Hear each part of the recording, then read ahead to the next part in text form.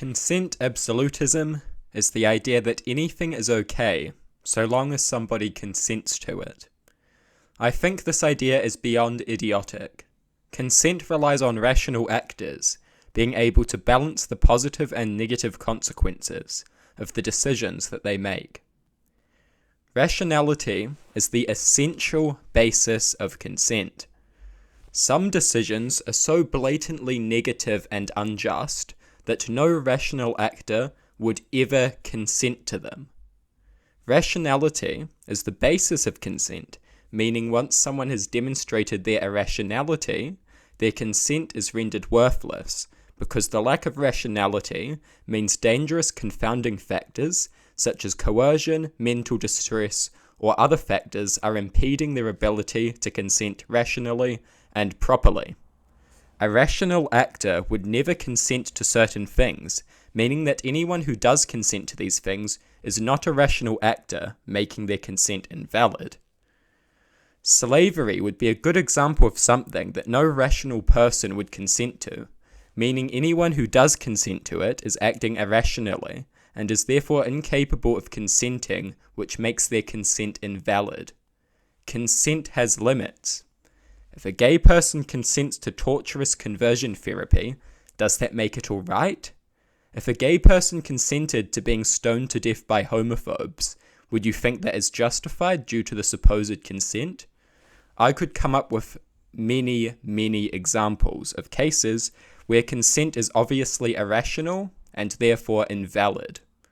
Some things are beyond consent and are inherently unjust, as nobody would ever consent to them.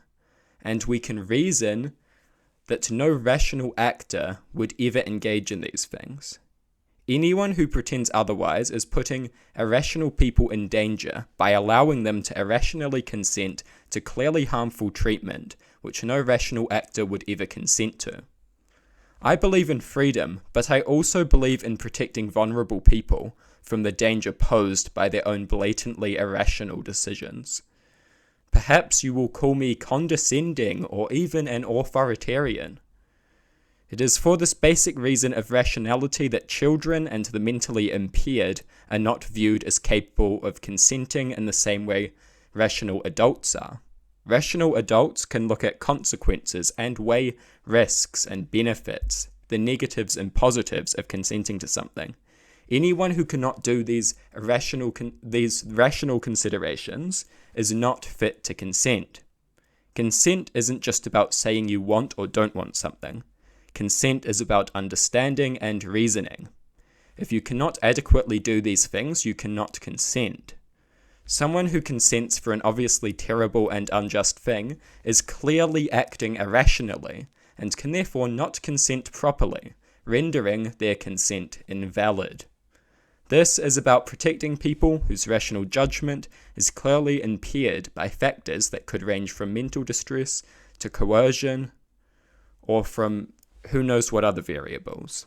It's about protecting people who may be vulnerable from the danger of obviously irrational decisions. I will add one important final clarifying point. The rationality of consent is not judged by what you would consent to. It is judged by what you can rationally conceive a rational person would consent to. This is an important distinction and the basis of my views on the subject.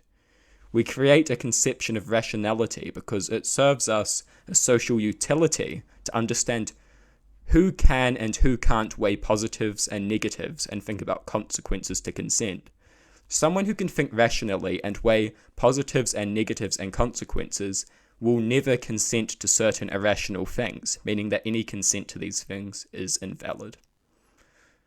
Consent, it's got limits.